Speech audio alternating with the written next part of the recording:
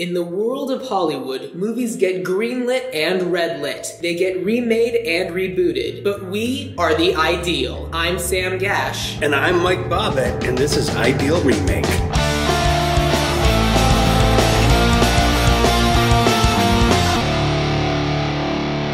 Welcome to Ideal Remake, and the one difference between you and me is that we make this podcast look good. Jesus. Thank you all for listening today, and today we are joined by a very special guest. Brett, why don't you introduce yourself? Hello, everybody. I'm Brett Mercer. I'm talking to you from my apartment. This is my studio, I guess, for today. I'm a stand-up comic from Detroit. Super funny comedian from Detroit. Thank you. I didn't want to say it, but... Yeah, my favorite part of being back here is seeing the new comedians that you guys all started while I was in LA, or at least I don't know if you did or not. Right, yeah. Because you guys all seem so much better than just having been doing it for like 4 years or whatever. But holy shit, you guys are fucking funny. Yeah, it's been great having you back because you left before I started. I was like aware that you were a Detroit comedian and everything, but yeah, I hadn't started before you moved out there. So it makes me so mad that you guys are all that good that early on. like I love and hate it at the same time. Like every time you guys, and I should say that you host the Big Time Garbage podcast with Blaine and Ray. Yes. Also Detroit comedians, also super funny guys, and I hate watching you guys every time you're on stage. Right? It's like, fuck these guys. And you guys all seem like, when I left, everyone, I think I've said this on stage before, when I left, everyone seemed like they were accountants or, just like teachers or whatever, and I was like, hey, I'm the cool guy because I wear t-shirts, and you guys all fucking look cool on top of it. It's so yeah, my hoodie and jeans combination is carefully picked out every time I go on stage. Right. Now, which of my 3 different hoodies will I be wearing today? Today... Right, I'm feeling red tonight, I'm feeling powerful. I was going to say, today feels like a maroon day. Mm-hmm. I have hoodies too, but I just look like a guy in his 40s trying to look young. I mean, is that or is that not the case? This means I've never had a real job. Real jobs are for suckers. Speaking of real jobs, a real tough job to have would be to be a man in black. It would be very tough, yes. Check out that segue. Yeah. Nice. So, Brett, what made you decide Men in Black? Well, it was like my favorite movie like when I was a kid. We had like 0 movies in our house except for Men in Black and like Jurassic Park and Teenage Mutant Ninja Turtles.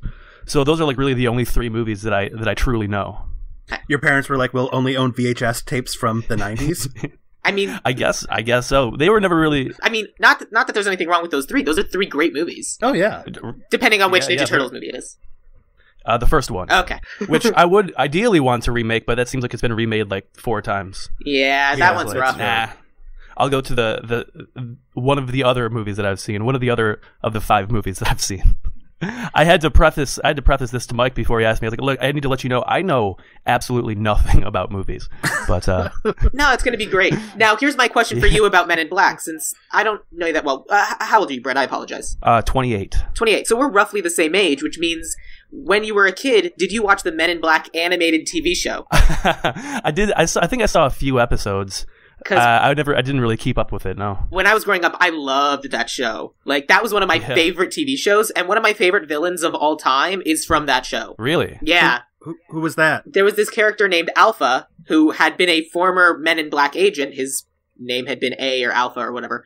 And his thing was he went around to all the different aliens, and he stole different body parts of theirs, because he was constructing his own perfect alien monster body. Oh, that's incredible. That's like a Frankenstein type situation. Yeah, he was Frankensteining I was thinking himself. Frankenhooker, but I mean, he could have stolen that part of the body too. But basically, we should remake the movie Frankenhooker sometimes.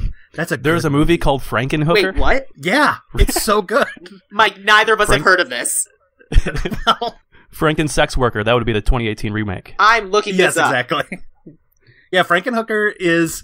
I remember it being a very fun movie, and then someone in the past week posted on Facebook that they just watched it and were surprised at how much of a female, like an empowering female movie it actually is. And well, hold on.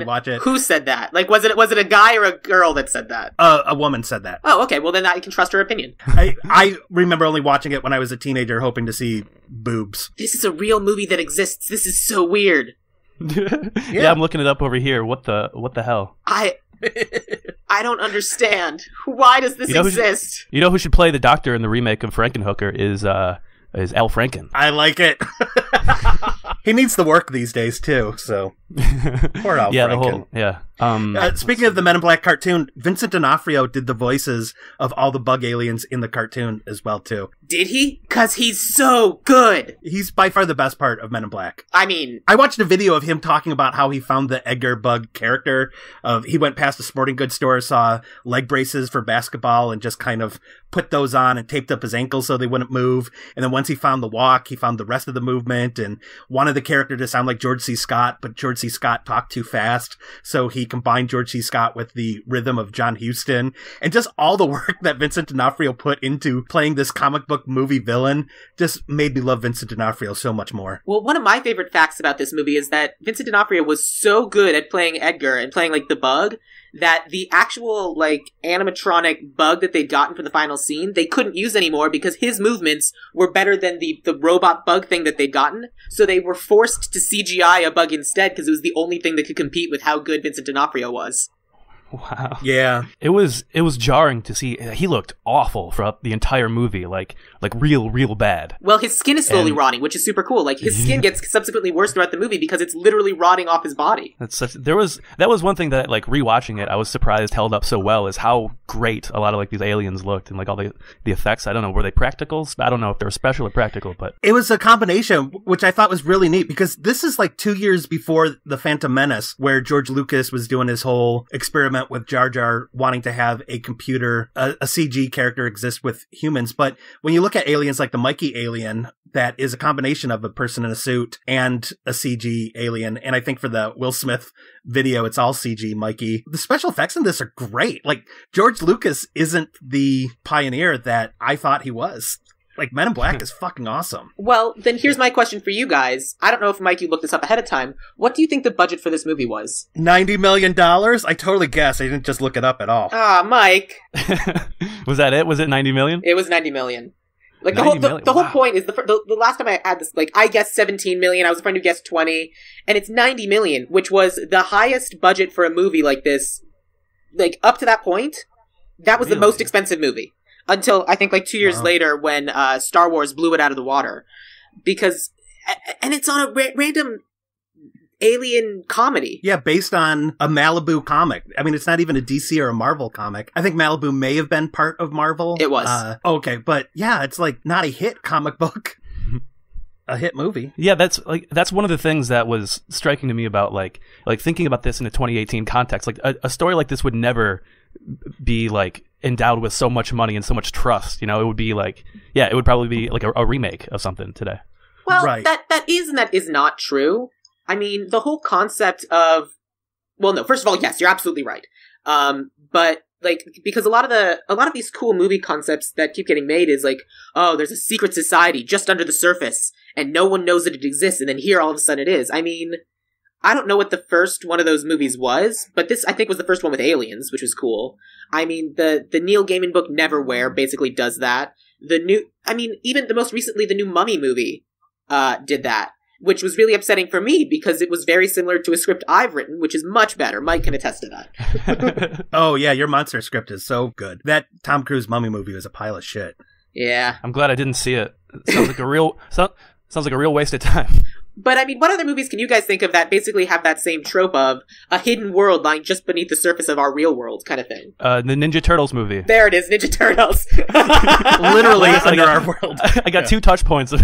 But yeah, I mean, nailed it. I feel like that's like, I read something somewhere about like, or it was like a YouTube video where it was kind of looking at the tropes of movies as they relate to kind of what was going on politically and socially at the time. So like horror movies are big on that, reflecting the fears of the time. Yeah. And I feel like that was like I think very of this era, the fact that it was like, I don't know, the secret government agency type of thing, which I think we'll talk about more later when we get into the remake part. But here's maybe a left field question for you guys. Do you believe that there is some sort of real life Men in Black kind of thing going on? No, not at all. Okay. Kind of. I mean, a whole office like that, I doubt. But like, yeah, I don't know. I'm just a skeptic these days. I just, I'm a skeptic too, but mine always comes down to I never believe that humans are able to escape their own levels of incompetence. Like, as soon as you get 3 people in a room, that information's going to spill.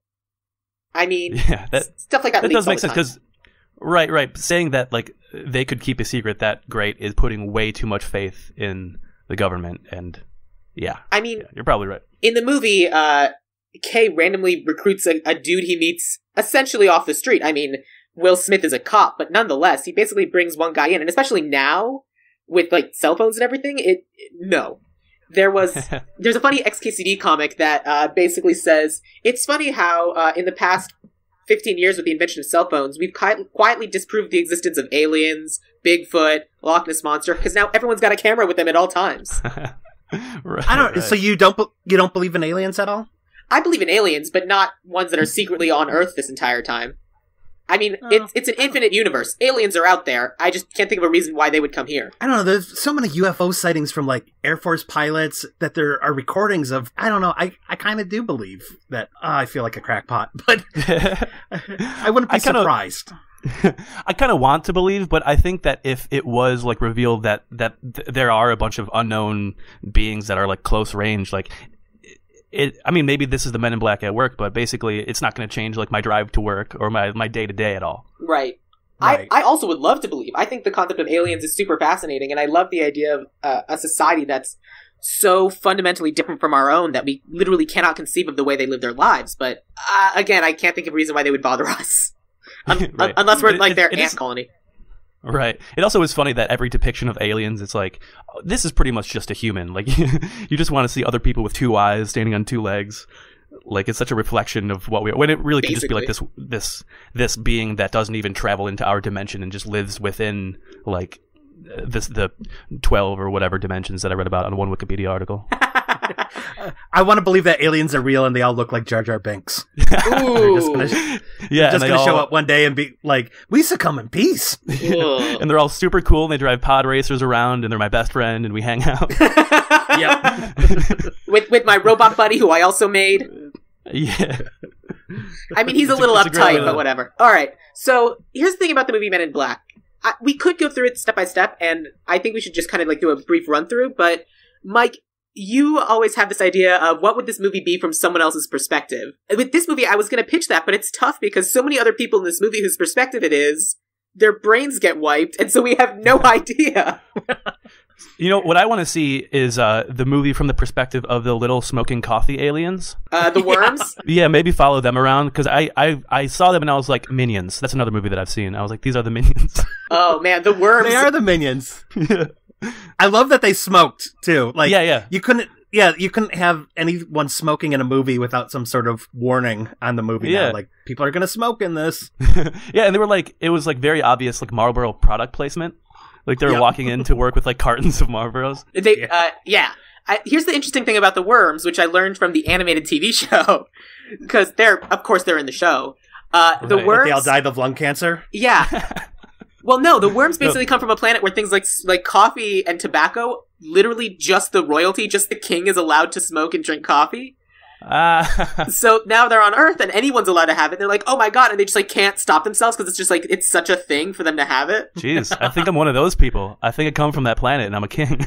Because I love both those things. Oh no, they aren't kings. They were not kings, and they were the peasants who all of a sudden had access to these literal drugs that like they're like, oh my god, this is amazing. Of course their kings have been doing this for years and years. Yeah. Wow, we can do this at work all day.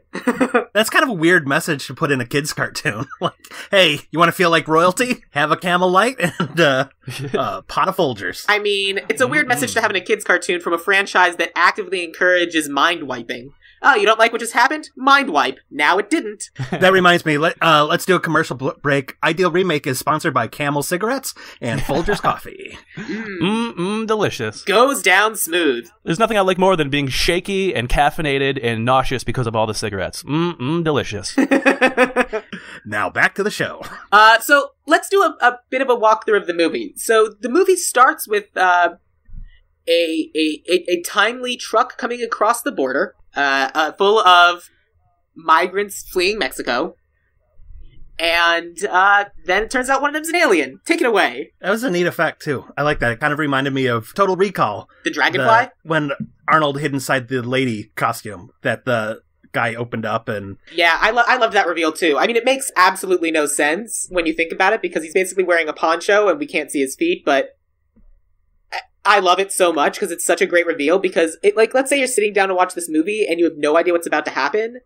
That reveal is so good, and they take it so casually. I felt like Tommy Lee Jones' original character at the beginning, Agent D, may have been a nod to Stan Lee, right? Like, I know that that's what that character actor looked like, because I wanted to see if they just dressed him up to look like Stan Lee, but that guy looked a lot like Stan Lee. He did, and that's why in my ideal remake, I cast him as Stan Lee. Ah. Okay. I did it for, I'm sure we'll get into this later, or I guess now, but I cast him as Stan Lee because the whole concept of that is that it's this old guy of the old generation of whatever he was now handing the torch off to a younger generation. And I feel like Stan Lee is unfortunately rapidly approaching that point. He's still in a lot of these Marvel movies, but they film a lot of his cameos back to back to back, so we can kind of shoot them all out in a couple of days, and they use them in several movies. Really? Do you think there's going to be like a fifth level of Marvel movies years after Stan Lee's dead? And it's just going to be him showing up as the dirty old man going, "Come on, wash my dick. I invented Spider-Man." I think they're gonna. I bet they could. They're gonna Paul Walker him into all the movies moving forward. Oh no!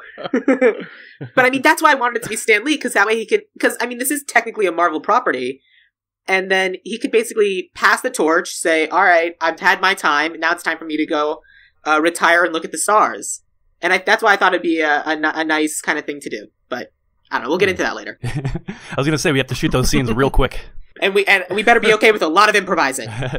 What's that? You've got an alien over there. What sort of person are you with an alien? Of course she's having a baby. He does this all the time.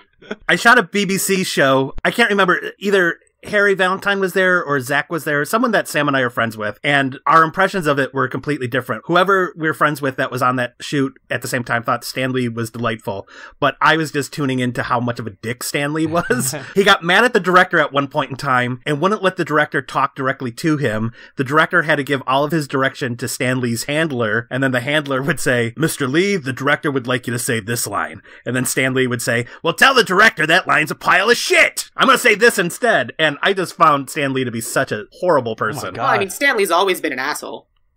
Just, like, historically. Is that true? I don't know, really. I don't know anything about I don't know.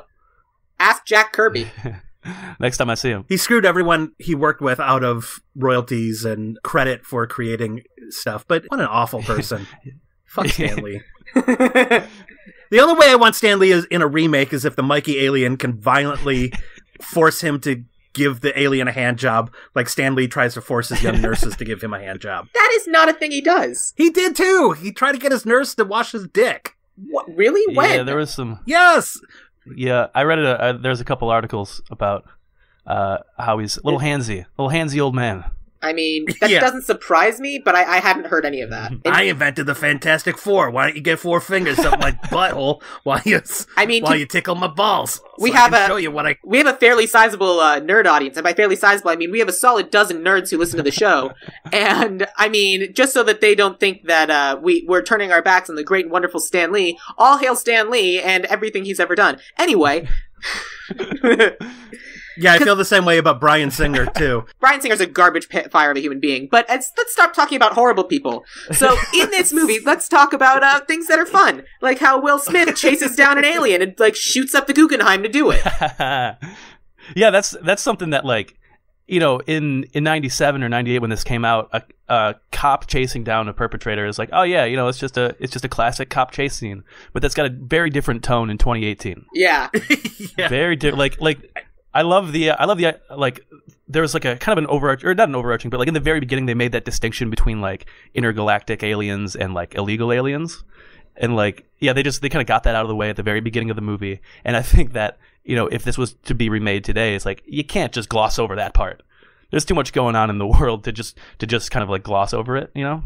Although I think they handle it really well. I mean, basically, Tommy Lee Jones shows up and says, "All right, all of you guys are just here to work. Keep going. I'm not going to stop you. I'm here for this guy, the one who's going to explode into blue goo." Right, half the country. If that came out today, half the country would be like, "This is propaganda." This may just be me wanting to make America great again, but I would do a big rewrite of that scene. You want them to put a wall in space? You want the Earth to be surrounded by a wall? Well, I want there to at least be a wall from Mexico. Come on, am I right, guys? Huh? Huh? Boo. Well, look, there's just some aliens coming in from shithole planets and galaxies. Yeah, Jesus. And they're not sending their good aliens. Yeah, they're sending there's some bad gleeklops. And then literally they cut to, this guy's the royal prince. He came here to, he's been not doing nothing but positive things in the world. That makes me angry! The two aliens later who go to the diner and look like us, white and pure, they're the good ones. But I agree with Brett. Let's keep all the green ones out of the, I don't know if I can commit to this bit. Sorry, guys. I don't know what your out is for this bit, Mike. I feel like you've dug yourself a pretty deep hole. Yep. I think I'm just going to be quiet for the rest of the episode. I think what Mike's saying is in 2018, we're very divided. There's going to be a lot of different. Well, there's going to be two very different reads of this type of situation, and one of them is wrong. Yeah. Anyway. Oh yes, of course. All right. So basically, as we go through this movie, Will Smith is this fairly impressive police officer who don't get no respect, and he manages to take down. He kind of gets a glimpse of this whole other world of aliens, and so he gets recruited by Tommy Lee Jones to potentially become a member of the Men in Black. And so they go in and they test him to see whether or not he would be a good candidate. And the test that they give to Will Smith is this whole, is he able to think differently? And so the first test where they have this whole set of army guys taking this like written portion of this test. And it's just, do they think to go get a table? It's like they don't have a place to sit or write. And it's great. I love it.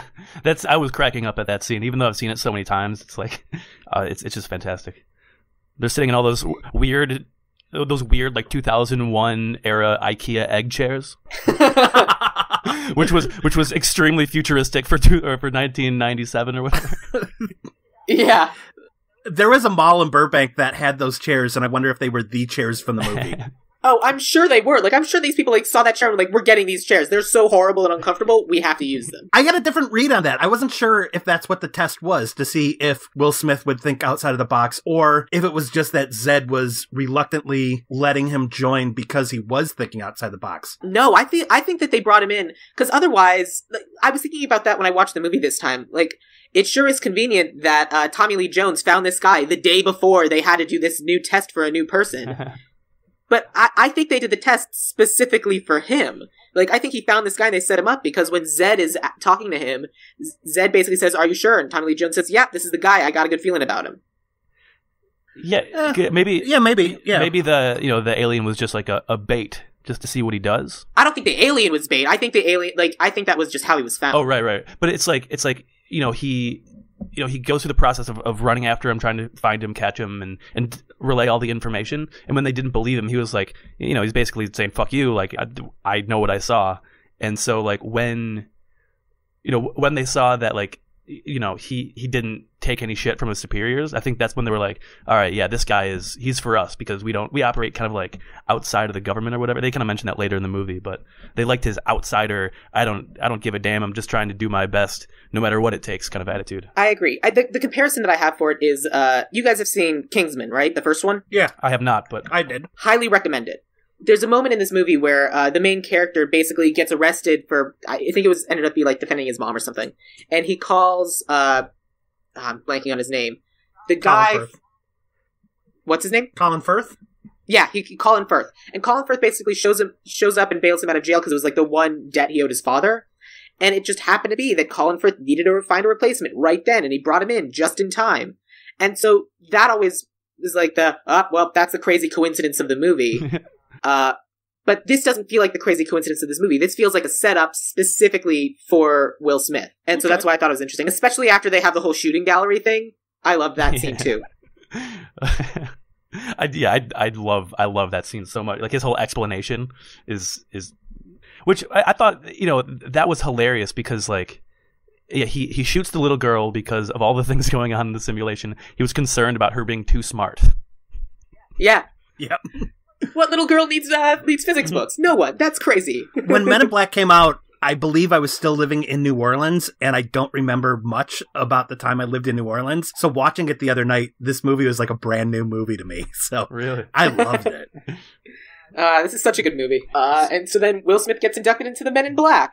The end. No, this is. Do you think it might, looking around the headquarters for the Men in Black, do you think maybe it was a little bit of affirmative action too? That's why they're going after Will. Yeah. I mean, that's the whole aspect of these movies, especially during the 90s, right? It's like, well, we're the old guard. We've been doing this for years and years, and now here are these new kids coming up. We're going to pull them from the least likely places. Like, what if one of them is black? Oh, man, you're crazy. Yeah, like, I mean... I thought that was like... I thought they did, like, a really good job at casting and kind of, like, being, like, you know, looking at something from the 90s, you know, a lot of times it's like, oh, I never really saw that as problematic, but now that I'm watching it, it's like, yeah, it's definitely... Like, I think they did a good job with casting for 1990. I agree. Yeah. I know this is a big spoiler and jumping to the end, and instead of doing ironic right-wing guy, I also think it's really neat the newest recruit ends up being female, too. Right. Yeah. Well, she's also the big hero of the day. She saves both of their lives and has this, like, just ridiculously badass line. Like, yeah. I would say the most badass moment of this entire movie is when Linda Fiorentino, Elle, basically standing there holding that gun and says, "Weird job you guys have." That moment is crazy. I love it so much. It was because you see, like, it comes into frame, like the big cockroach comes into frame and then just explodes, and then like the camera like pulls through the smoke coming out of the end of the gun just to reveal her. Yeah, it was rad. I think it's so weird too that Linda Fiorentino, who is really amazing, has been acting for 30 years and only has 31 credits. Wow. Like, you would think she would work a whole lot more. I mean, I'm sure there's a reason for it, but she's also one of those people who I recognize, but I wouldn't necessarily be able to say her name, except for the fact that I'm looking at it on IMDb right now. I think the other biggest thing for people of at least my generation is Dogma. Like, she's the lead in Dogma. And she's amazing in Dogma. Yeah. Okay. All right. It's all coming together now. That's where I know her from. Yeah. Yeah, I mean, she's always been, like, I haven't seen her in that many things. I think I've basically just seen her in Dogma and this. And, I mean, she's fantastic in both of them. But her last credit was in 2009. It's possible she's just retired or she's moved on to something else. Maybe she's doing theater. She neuralized herself from Hollywood and is now just looking at the stars. The stars. Be here all night, tip your waitresses. Precisely. Those are the great stand-up chops that Mike was talking about earlier. If she is doing theater, memorizing lines. I couldn't. Like, Sam, you do theater. I have no idea how you can keep all those lines of dialogue in your head. I can't even remember one scene for, like, the few, like, on-camera acting things I've done. Yeah. I did a friend shot a movie, and he cast me for, like, a small part, and it was, like, the only time I've ever had to do that, like, read and remember lines, and I was so shitty at it. I could not, for the life of me, like, remember any dialogue. And so there was just so many takes, and I was like, sorry. Yeah. I love on the Norm Macdonald show, Norm, I'm sure joking, said that they had to name his character Norm because every time someone would call him by, like, a different character name, like, "Hey, Dave, take a look at this," he would just stand there and be like, "Oh, I didn't know you wanted me. I thought you were asking for some guy named Dave."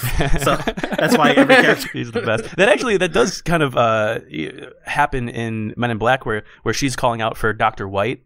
You know, when they're in, so it's not registering that she's calling Will's character. Right. Yeah. That was one of my favorite, like, ongoing, like gags where they would just make up names and occupations and then immediately forget. Yeah, right. It tickled me every time. Like, that moment in the elevator where Will Smith says, all right, when he agrees to join the Men in Black, and he's like, all right, first of all, you came to me, so you recognize I've got skills. Second of all, I don't want to be called kid, I don't want to be called this, I don't want to be called that, I don't want to be called this. Got it? And then Tommy Lee Jones says, okay, additional name. Yeah. I think he says, okay, Slick. Whatever you say, Slick. And then they do that for the entire movie, but they never mention any of the words that he says in the elevator. It's always like Slugger or Champ or something. I love it all so much. This movie's so good. There was a TV series I let Sam borrow before I moved away from LA. I'm so bummed that he didn't see it because it's basically Men in Black. It was called The Middleman, and they had that running joke too, where every time they would show up for a scene, it would just be like, "I'm Agent Murtaugh, this is my partner Riggs," or it would be some sort of like pop culture reference every single time. And God, that series was so good.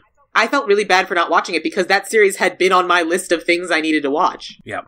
It still is, unfortunately, because I had to give you DVDs back. I would say that The Middleman is the best television series that only lasted one season. Really? Go On is really good. I would put it ahead of Firefly. I mean, I believe that. That said, again, Mike, you would love the movie, not the movie, the TV show Go On. I loved it. I watched it. Oh, okay, good, because it's so good. Yeah, it's another great series. Oh, that's the one with Friends guy, right? Yeah, Matthew. Yeah.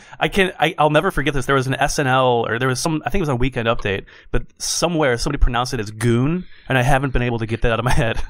Oh yeah, lots of people do that. Yep. I love it. I always call it goon too. Yeah, I think Everyone from does. SNL. Have you ever seen that movie, The Go-Anies? That was our Oh, that's why we got Brett Mercer for those jokes. Tip your podcast waitress or whatever.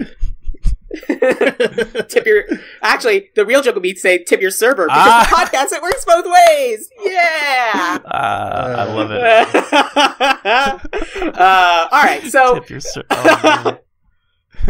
all right, so Will Smith joins the Men in Black. A bug's here because he wants to take a galaxy, and he kills a bunch of people. And basically, they have to stop this bug from stealing the galaxy. Otherwise, the Earth is going to get blowed up, right? Yep. Right. And the bug is played by Vincent D'Onofrio. Basically, he's a farmer, and the bug kind of takes all of his insides out and is wearing a Vincent D'Onofrio suit for the entire movie. And goddamn, Vincent D'Onofrio is so fucking good. So good. And So there's that movie. I was going to say, and his wife, which I did not realize the first 500 times I've watched this movie, but she was in like a stretch of episodes in Seinfeld. She was one of Elaine's roommates, the one that always drank out of those weird water bottles. Yeah. Yeah. She's great. I thought like the way she pronounced Edgar's name, like in that Midwestern farm type dialect. It's amazing. She's Love it. Siobhan Fallon, who does.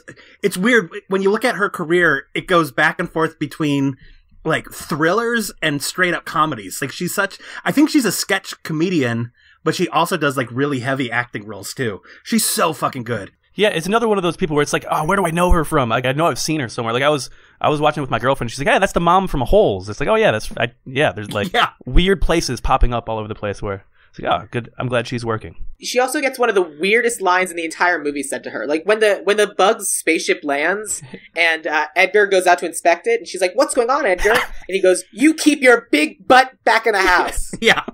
It's one of the most lines that's like most revelatory. That's like, "Oh, this was a movie for kids." Right. That was very awkward. It's like you hear him say that, and you're like, God, I hope your insides get sucked out of your body and your skin gets worn in your feet by a cockroach. You just kind of like you wasted a wish. They're both fantastic. Yeah. And I really like who I recast them as. So when we get into them, that'll be cool. Okay. And then real quick, it was like a.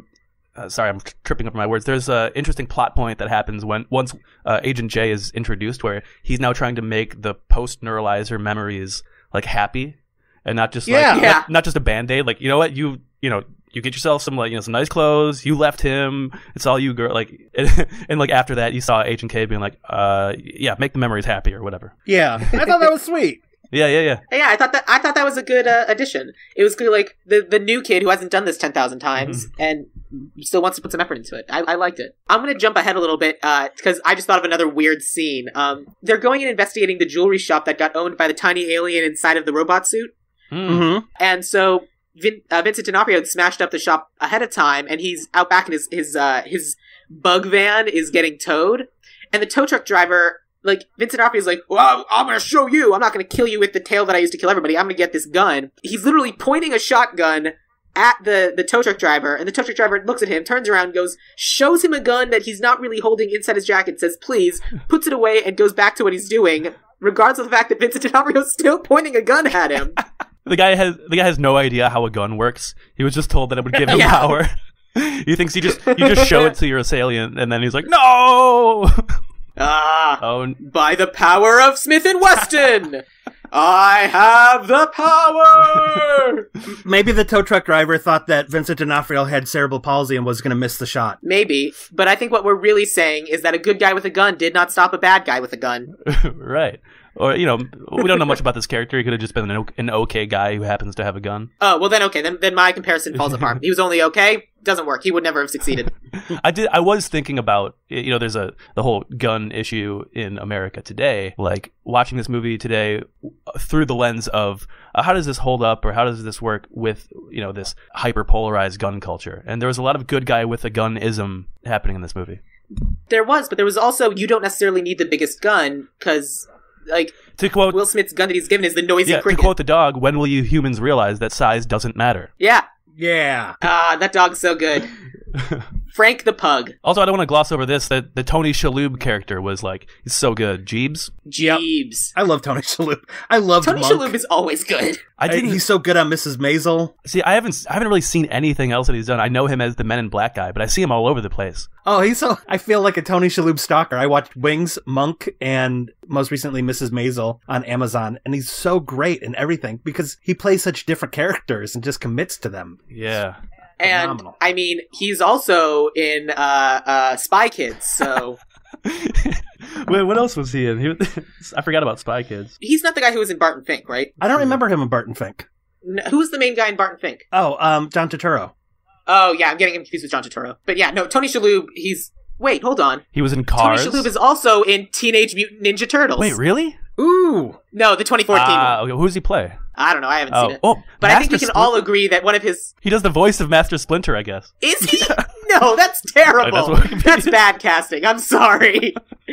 That's awful. I was going to just compliment him for how good he is in Galaxy Quest. Yeah, he's great in Galaxy Quest. Oh, I don't know why every time I don't need a character actor, I just dip into the well of Galaxy Quest, because Galaxy Quest has a solid roster of amazing character actors. Really? And at some point, we're going to have to do that movie because they're going to end up remaking it. And Mike, I do not look forward to that because that movie's so good. They are remaking it. Paul Scheer is adapting it as a television series.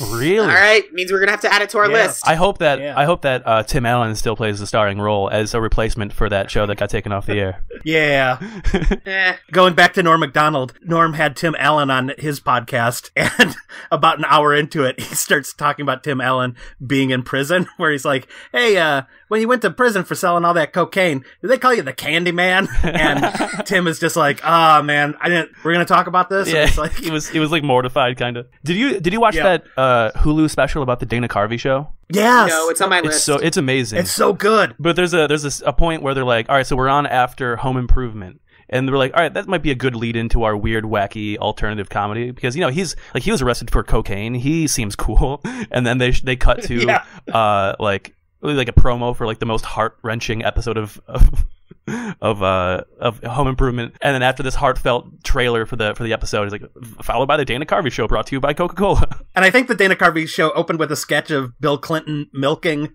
puppies with multiple breasts. Yeah, breastfeeding. Yeah, breastfeeding puppies and kittens. I've seen that episode. It's weird. Yeah.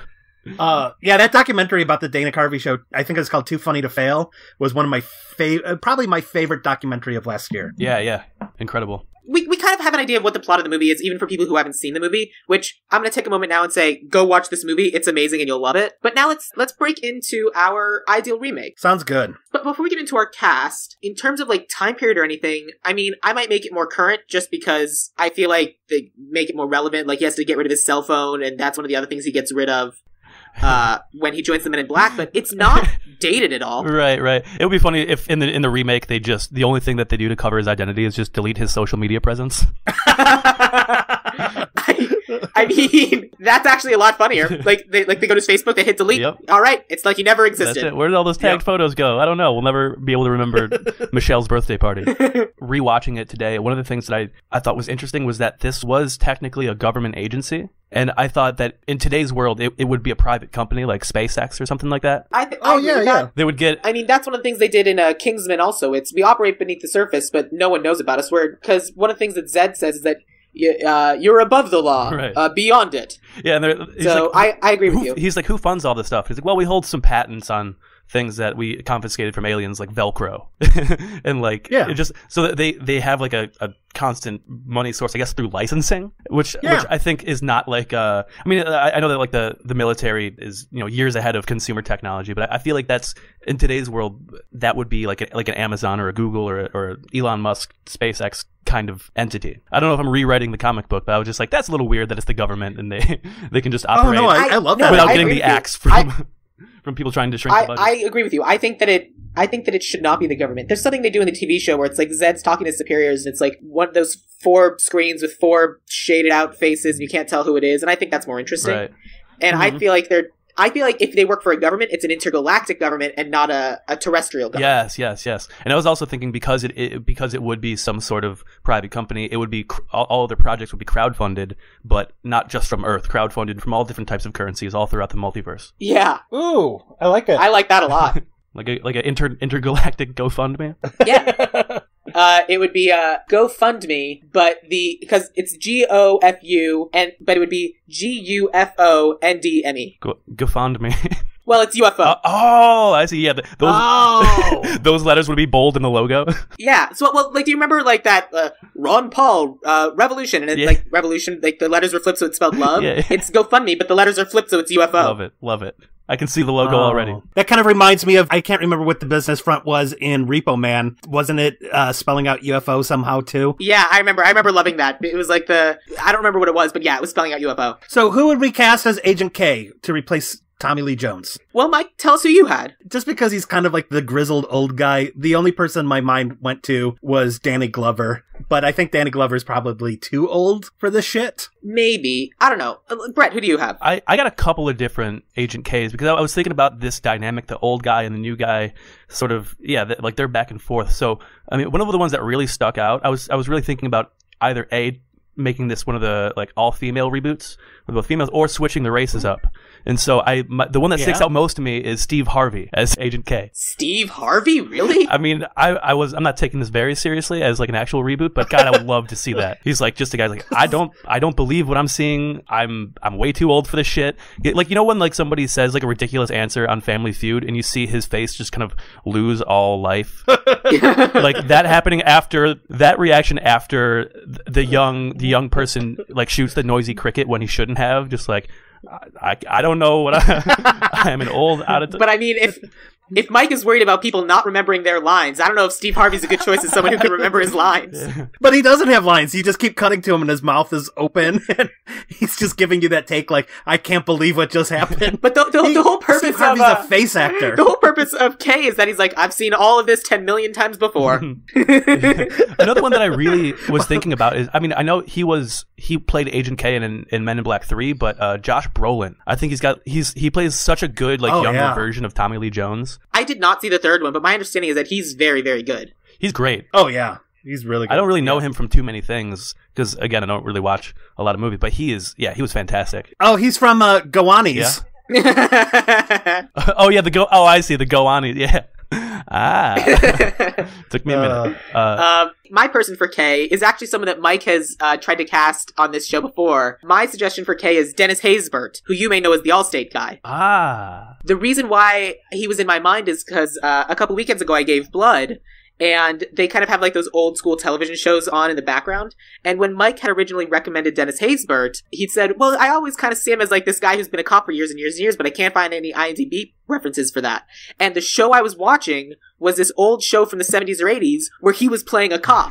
Where were you giving blood, in a time machine? It's a bunch of old people giving blood, so we need to have on TV shows that wouldn't offend anybody because we want people to come back and keep giving blood. So on one screen it was Sabrina the Teenage Witch, and on the other screen it was like this other old-timey sitcom.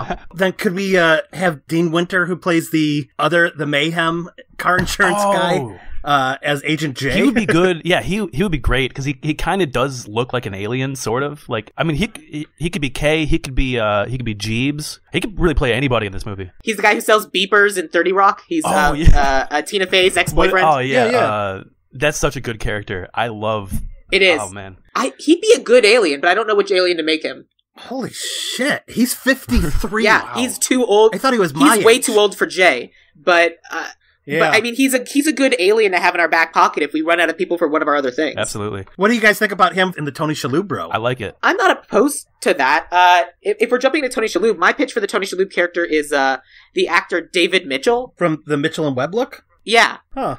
Because the idea I had for him was I wanted someone who could be super proper and dignified and say, of course I'm not selling those things. And then as soon as like there's a gun in his face, he just immediately is like just a complete like, no, please don't hurt me, oh my god. And just like he like his and just from the Mitchell and Webb look, his characters are always so amazing.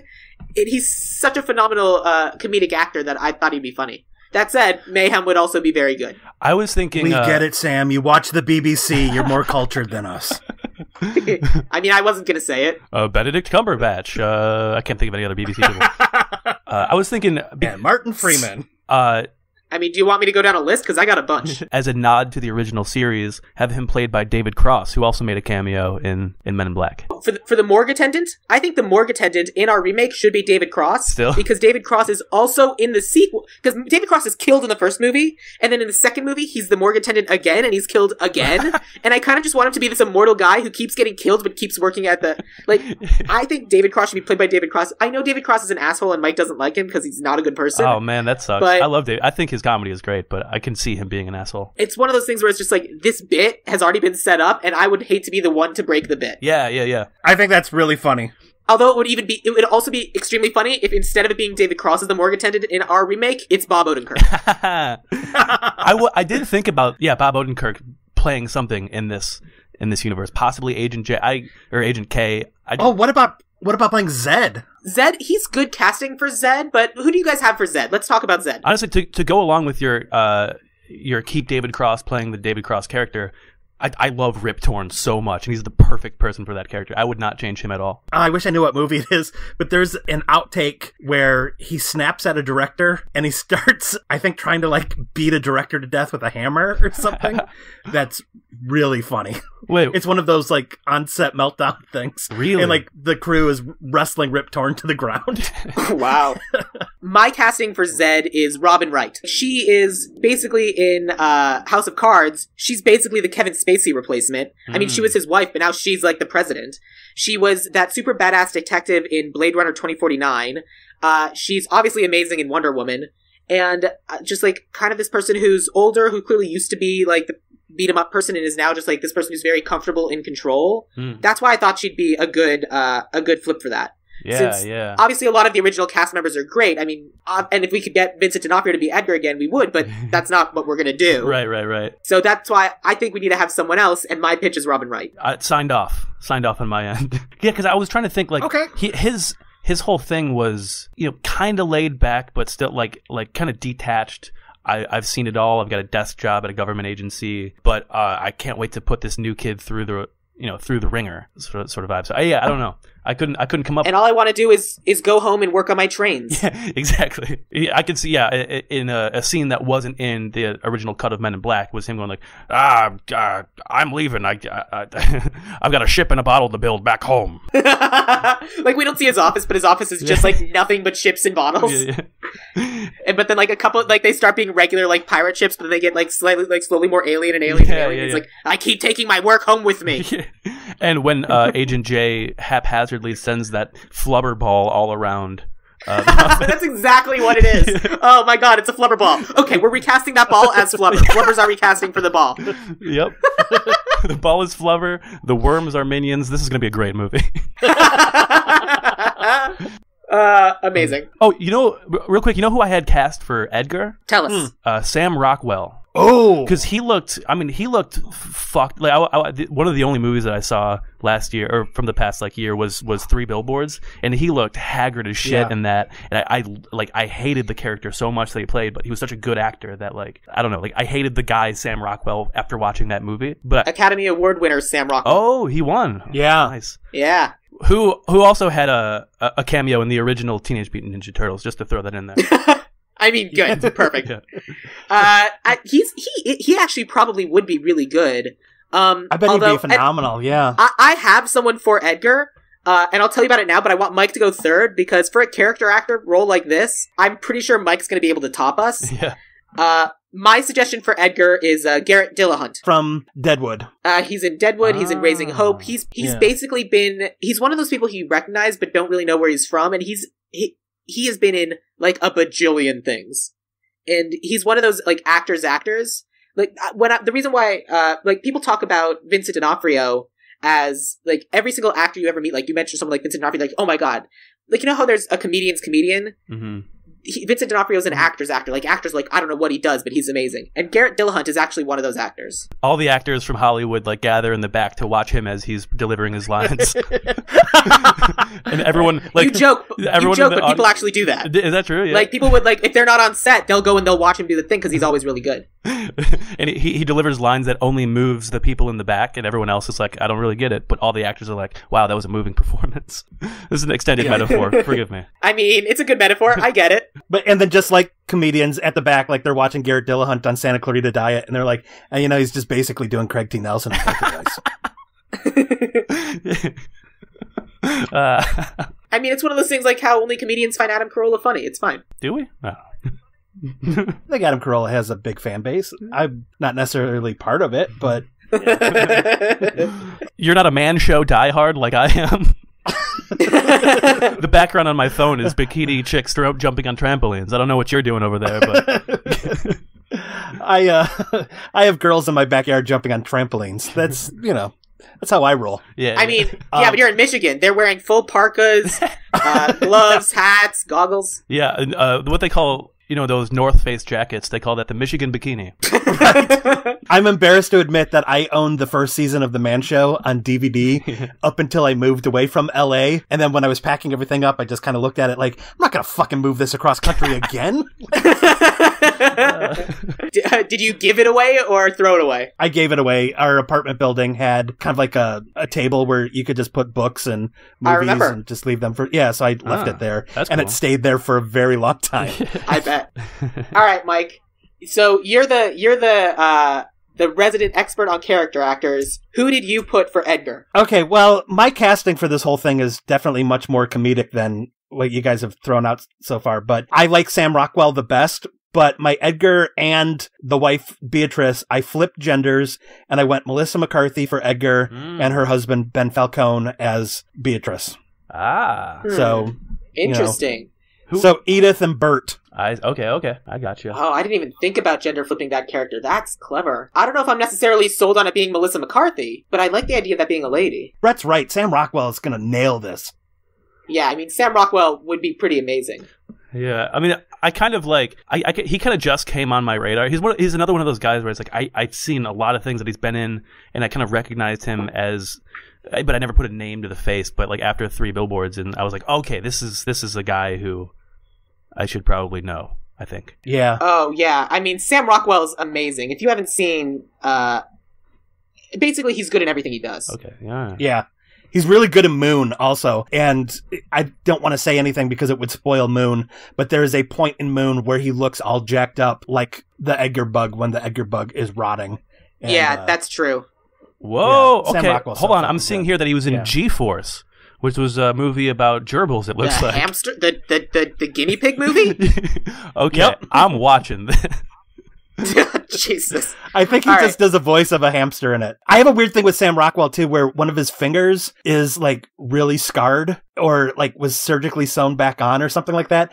And every time I watch him on screen, I can't not pay attention to his finger. That's interesting. I was unaware of this. Really? Yep. But I have a bonus last minute pitch for you guys. If we are considering doing a gender flip on the Edgar role, how would you guys feel about Parker Posey? I still like Sam Rockwell more. Fair enough. Posey. What was Parker Posey? Parker Posey's in like the Christopher Guest movies. Oh, Best in Show. Okay. Our Edgar is Sam Rockwell, who's great, but that means that we skipped our Beatrice. My Beatrice was Martha Plimpton. Ellie Kemper. Ooh. That's interesting. She got a similar kind of like I guess naivete and like the way that the voice kind of like embellishes the character of like I know what I saw. He wasn't the guy that I knew. He's different and no one believes me. And people think I'm crazy, but I'm still sitting here laughing. Well, yeah. I mean, that would be certainly a different take on the Beatrice character. Sure. I mean, the Beatrice character in the movie that we have now is that just someone who's just been beaten down. And so it's someone who, I mean, again, because this is a kid's movie, we established that the character of Edgar is an awful, awful human being, and that way it's okay that he dies because we don't mind because he's an awful person. And I feel like if it's someone like Ellie Kemper, then it's like, oh, Ellie Kemper and Sam Rockwell might have ended up being happy. And then it might be sad that Sam Rockwell's dead. Okay. We need someone who can play just like... I mean, again, this is the way the take was in the original movie. Like, we could still treat it as a tragedy that this guy's gone, but then you're spending time feeling bad. Edgar was a dick, though. Like, it's fine that he's gone. Yeah, I agree. But I'm saying that, like, if we have Ellie Kemper, she's so upbeat and positive that I don't think she's playing enough of the hammered down by life person that Beatrice would have to be. That's what I'm suggesting. What if we run into Beatrice later and she is the upbeat, perky Ellie Kemper after being neuralized? Yeah, that I'm okay as with. a reference to Agent J being the first person to introduce, like, this is an uplifting neuralization. Like, you're starting a new life. Yeah. And so you see her act, like, deliver a wonderful performance as just a beaten down, not having a good time wife of this asshole farmer. And then after this initiation by Agent J, she comes back and is like, I'm the most chipper I've ever been. In fact, I'm probably the most chipper person you've ever seen in your life. I mean, they do that a little bit in the movie as it is now. Did you guys notice the way her makeup and hair and dress were done, like, before Edgar was killed and then what it was after? Huh. Like, when you first see her, her hair and everything is just awful. Just, like, completely, like, she looks terrible. And then when you see her later, she's done up, she looks nicer, she's wearing a brighter color. Like, she basically goes from gray to blue in the two different scenes she's in. And we could be a lot more on the surface about it. I'm not opposed to that. But they did it in a very subtle way. Like, this is who she was before, while Edgar was there. And this is who she is post-Edgar, even before Jay did the flashy thingy. I never watched The Office. Is her character in The Office kind of put upon? Or is she super upbeat Ellie Kemper in The Office as well? I think she's always super upbeat. She was upbeat, but her roles in The Office and The Unbreakable Kimmy Schmidt are both like, some awful things have happened to you. Like, life's dealt you a real shitty hand, but for some reason you still see the sunshine and you're happy and you're smiling and you just generate positive energy, despite the fact that you've been in a bomb shelter for 15 years or whatever. Right, and I agree, and I think that that's an amazing thing, and I think that she plays those things really well, and I think that those fit those characters and not necessarily the character here because of, like, the other information that we have with the character she relates to. But wouldn't it also explain, if she was an optimist, why she never left Edgar? That's not the kind of message that we want to put out in the world. We don't want to be the you can still change him movie. I don't think. She's such a minor character, though. I think we're overthinking it. Yeah, I think she deserves a spin-off where it's like her life post being neuralized, she doesn't know what happened. Maybe there's some signs that she was married or whatever, but basically Unbreakable Kimmy Schmidt, where instead of a bomb shelter for 15 years, it was a 15-year marriage to this awful Sam Rockwell character. Yeah. I don't know. I just, let's come back to it. Let's talk about Jay. All right, Jay. I had either Kate McKinnon or Michael B. Jordan. I mean, those are both great. Okay. I was like, when you suggested Melissa McCarthy for Edgar, I immediately thought, well, what about Kate McKinnon instead? I think she'd be good for Jay. She's perky. She's good with one-liners. I think part of what made Jay such a good character was that Will Smith kind of improvised some of his lines, like, be random black men in New York City or whatever. And I think Kate McKinnon could nail some of the funny stuff for that. I thought she was really good in Ghostbusters. I reluctantly enjoy her on SNL. I wish that SNL would let some of the other female cast members be in sketches every now and then. I think Kate McKinnon's great. I do like Kate McKinnon. Brett, who did you have? I had kind of as a passing the torch of the kind of extremely well-liked multidisciplinary artist, actor, whatever, Donald Glover. Oh. We've cast Donald Glover in so many things on this show. He's great. I know he comes up a lot. He does. He's great. Everyone loves him, and he's good at everything he does. Because I don't think we can cast him again. We use him so much. Well, because I just feel, I mean, more of like a broad look at the character from 1997 to 2018. I think that character would be a lot more like self-conscious, alone, like not so much like full of himself the way that like Will Smith's character was, but rather like I'm a guy just trying to make it in the world, do the best that he possibly can. Again, Donald Glover's perfect for this role because he's perfect for every role. I'm just worried that we're overusing him like from a meta standpoint on the podcast. I see. Because yes, obviously he'd be amazing. He would be perfect for the role. But who like someone to play that role? Like I also had, who else did I have? The guy that I have is I've suggested him before and we ended up not going with him. He's an actor named Rick Gonzalez. He on the TV show Arrow, he plays Wild Dog. And the reason why I cast him is because like some of the best comedic moments on Arrow are the interactions between this the actor who plays Wild Dog and the actor who plays Mr. Terrific. Like those two actors are the only reason to keep watching the show because they're fantastic and their interactions are great. And Rick Gonzalez just has like kind of the great one-liners and spin-offs and jokes. And also I think that he can kind of play what Jay was in the first movie. He's a street cop, basically the low class guy being pulled up into this high class secret society. He's the outsider being pulled in. And I think Rick Gonzalez is a good fit for that, just because that's kind of the sort of characters he plays. Mm-hmm. So I'm not familiar with him at all, other than you having mentioned him before. I was also... The unfortunate thing is that all three of us have really good suggestions for this role. I was also thinking, like, all right, so a young hotshot, doesn't play by the rules member of the NYPD. What if this tied into the Brett Mercer? Brett Mercer. Oh. I'm gonna give up comedy and move to become a cop.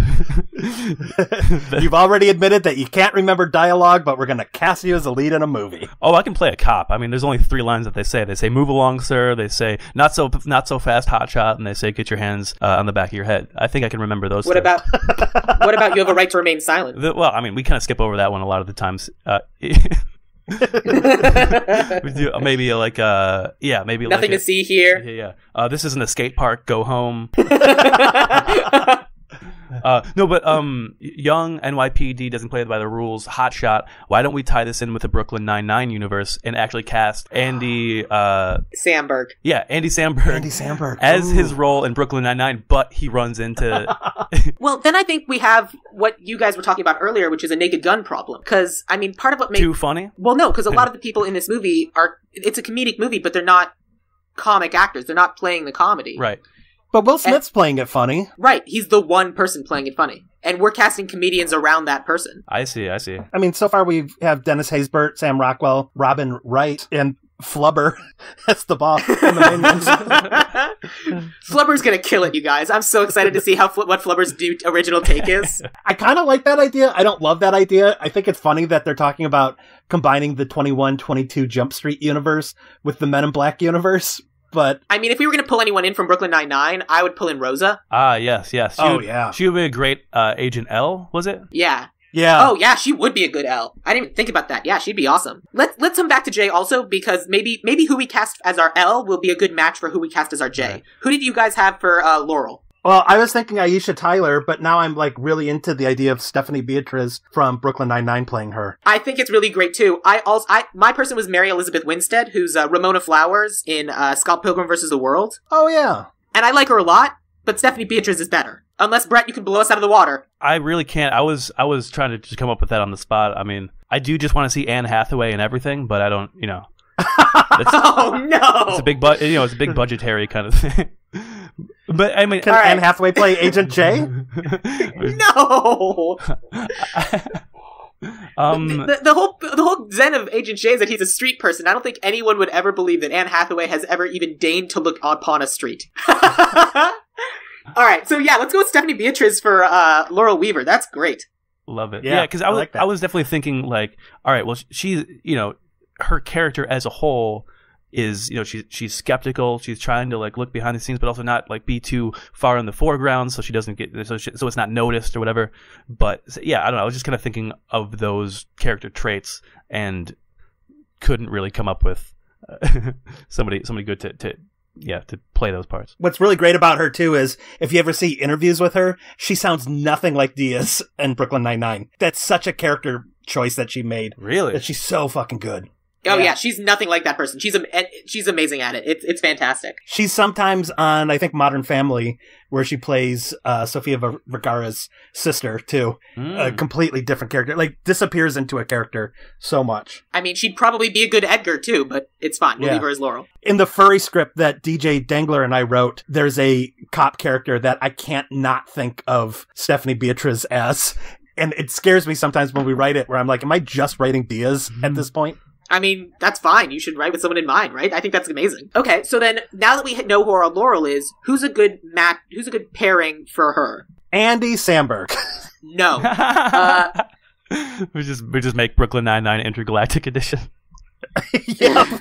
I mean, when they do their movie, I'm sure they will. I still like the idea of Kate McKinnon. I'm not opposed to that. Yeah, I do like it as a female lead. Yeah, you know what? Yeah. Let's do that. Let's go with Kate McKinnon then. The only other one I have is the Tony Shalhoub character. I have a couple others. So, because remember, I had the old guy agent, the one from the very, very beginning. I had that as Stan. Yeah. I had that as Stan Lee. Did you guys have someone else for that, or whatever? I don't have anyone. I didn't. Yeah, Stan Lee is perfect though. Okay, Stan Lee. Someone had a good suggestion for Jeeves, but I don't remember what it was. I said David Cross, but we kind of recast him as David Cross. Yeah, David Cross is our morgue attendant.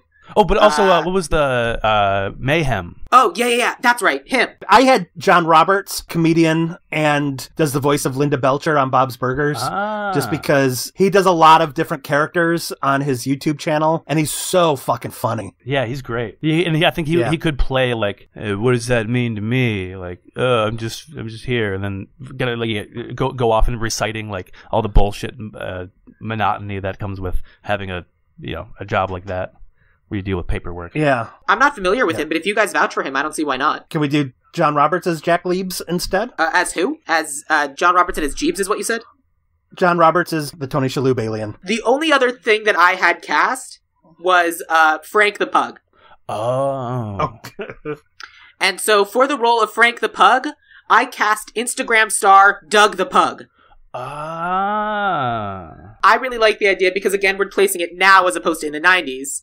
It's instead of going to like a random street corner thing that doesn't really exist anymore, like it's literally just an Instagram star pug who also happens to be an alien. Yeah. Like the pug is doing all these crazy adorable poses, but it's doing it on purpose because it's an alien. You just act normal, but acting normal is the cutest thing you can do as a pug. Yeah, there is an Instagram star named Doug the Pug, and I think like there's this whole like, the backstory is that like Doug the Pug is just, I don't know, I just think it's funny. Here's what I wrote down. Because he's an Instagram star, he's got his nose to the ground of internet info. Well, I want to fight you on this one. I really like the idea of Cliff the Pug, who is also an I don't care. I don't know any other. Yeah. I don't know any other pug actors. So well, if we're talking, can you just make up a name? Because my pug's a real pug, Mike. How dare you? I'm just making up shit. Well, look, as a guy who, I love internet celebrities, Doug the Pug has a brother who's also an Instagram celebrity called Jake Paul the Pug, and I'm on team Jake Paul the Pug. They can fight for the role. They can marry Kate and Ashley Olsen and flip back and forth. Maybe not fight. We don't want to Michael Vick this, but yeah, they can argue over it. Yeah, absolutely. This guy's got Doug the Pug has 3.2 million followers. Yeah, I know. He's really America's casting. Dog. Yeah. Oh, there's a picture of him with the Stranger Things kids. Yeah. This dog is more famous than we will ever be. Unreal. See, I'm really not plugged into the whole like Instagram like pet kind of area of Instagram. The only pet that I follow is called My Friend Hank, and he's an adorable little pig. That pig is so cute. Now, could the pig be an informant to the Men in Black? I'm saying no. But he is cute. Let's get into writer and director. I had James Gunn to do both, write and direct it. I think James Gunn does great with mixing practical effects and CG effects from doing the Guardians of the Galaxy movies, and has a good comedic sensibility for stuff that he's written and can shoot action. So he's who I had. I think that's a great pitch, and I love that idea. And I'm perfectly happy if we end up there. But I want to do my two pitches because I wanna. And I think because, Mike, you personally will love them. So let me give these to you. For director... Am I writing it? Is it for writer, is it me? Is it me and DJ? Oh. No. Well, then I'll like it. I won't love it. For the director, I had a lady named Lexi Alexander. Lexi Alexander is known for doing things like Punisher and like the Punisher movie.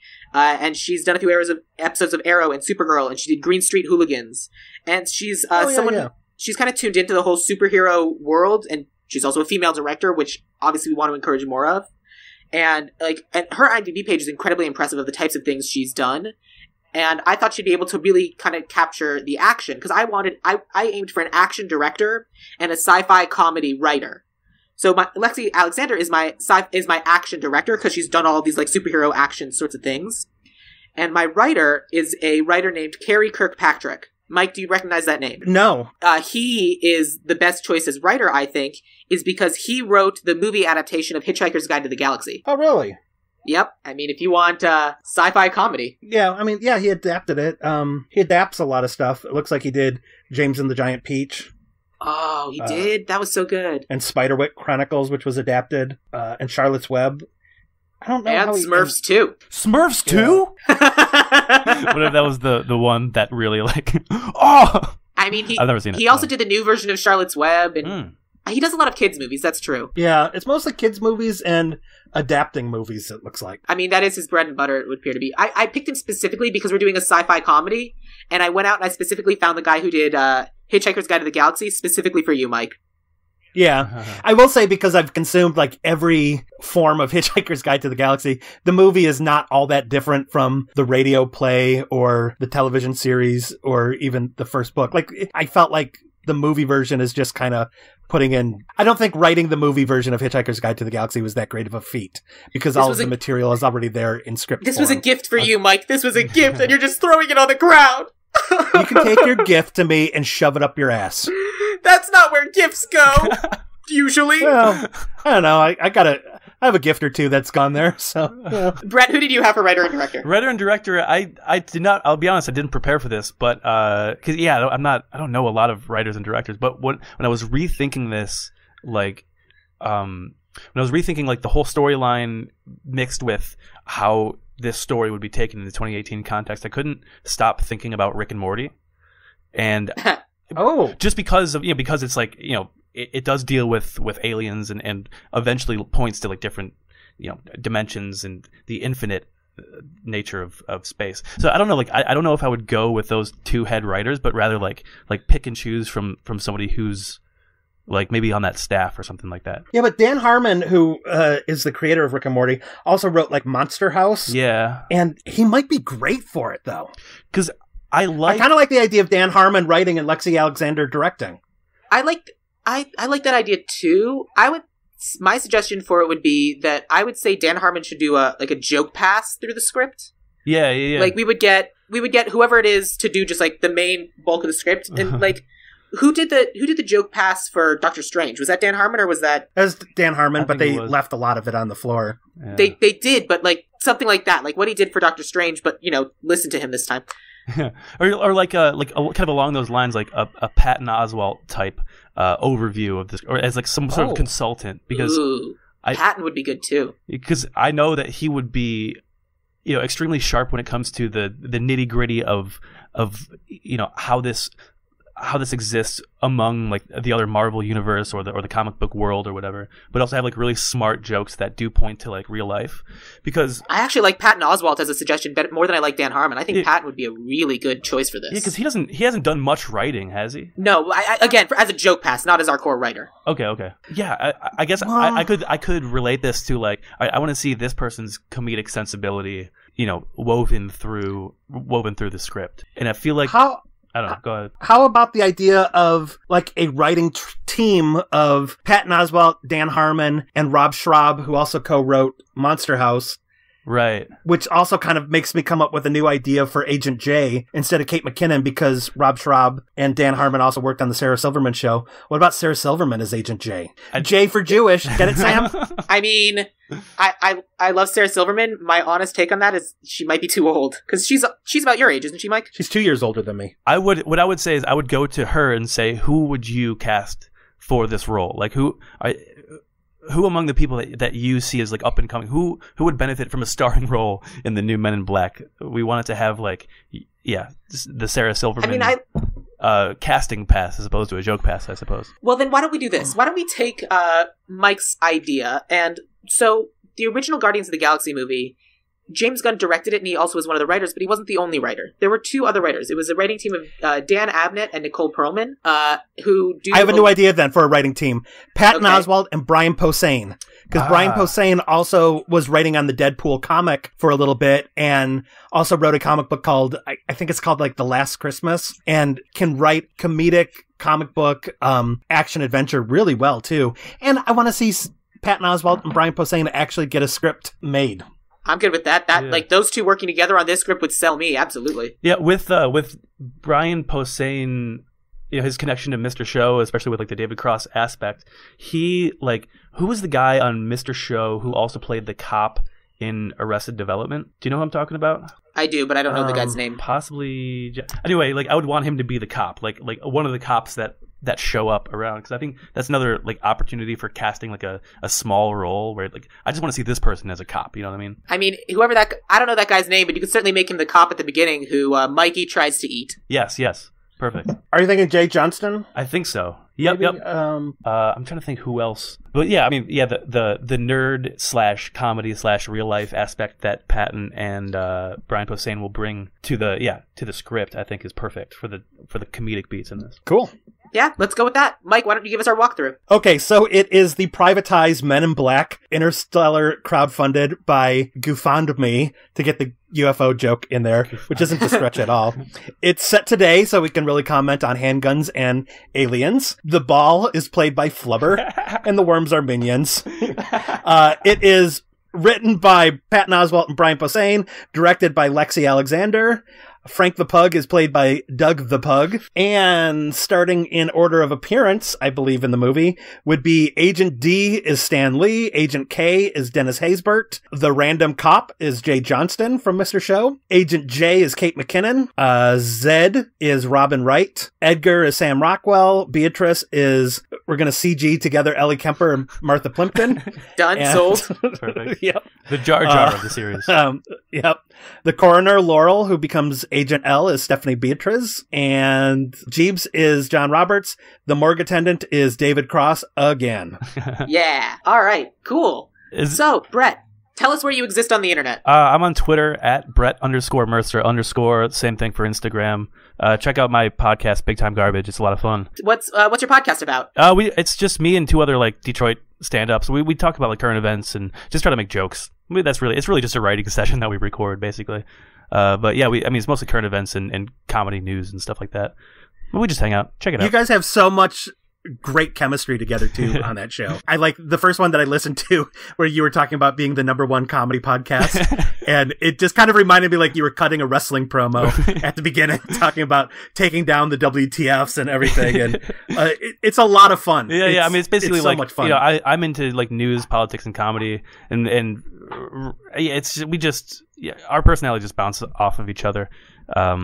I'm the only one who doesn't like sports. I'm the only one who likes music. Like there's just I don't know. It's great. It's fun. It's a good shorthand for me too, as I'm trying to figure out who are the people I'm supposed to be paying attention to around town. I just look and see who you guys have had on the show. And I'm like, oh yeah, that's a good person. I should pay attention to them next time I see them on stage. Right on. You heard it here first. Big Time Garbage, the Tastemakers. Yes. And I like that Ray is into the same shitty metal that I'm into. Oh yeah, so yeah. That makes it fun too. Yeah, me and Ray talk about music and Blaine tunes out. Blaine and Ray talk about wrestling and I tune out. We all talk about comedy and we all have something to or me and Blaine talk about politics. It's a whole thing. You can cut most of this out, but yeah, that's what's Yeah. No, it's great. We like you talking about the things that you do. Hell yeah. That's it's why so much you're fun. here. Beautiful. Hey, thank you guys so much for having me. This was so much fun. Good. Glad you enjoyed it. Yeah. Mike, we all know that you're online at Off the Mic, OFFTHEMIKE. Look me up on Twitter, which is at Sam Gasch, SAMGASCH. And if you enjoy this episode, please recommend us to a friend. That is the greatest thing you could possibly do for us, and it'd be the greatest support that we can have. If you enjoy the show, tell the friend. If you don't enjoy it, tell us. Trixie's Bar on April 10th. We've got comedian Dave Ross coming through. He's doing a countrywide tour. You've seen him on Comedy Central's Corporate, Drunk History. This Is Not Happening. It's very funny. Come check it out. I'll be hosting. We got Ken Wiskill, Sam Rager, and I can't remember who's bringing with him. Fuck, I fucked up the plug. But yeah, comedian Dave Ross, April 10th, Trixie's Bar. Check it out. Sounds awesome. Awesome. Thank you, everyone, for listening to Ideal Remake. You have been a wonderful audience, as always, and we'll see you on Facebook.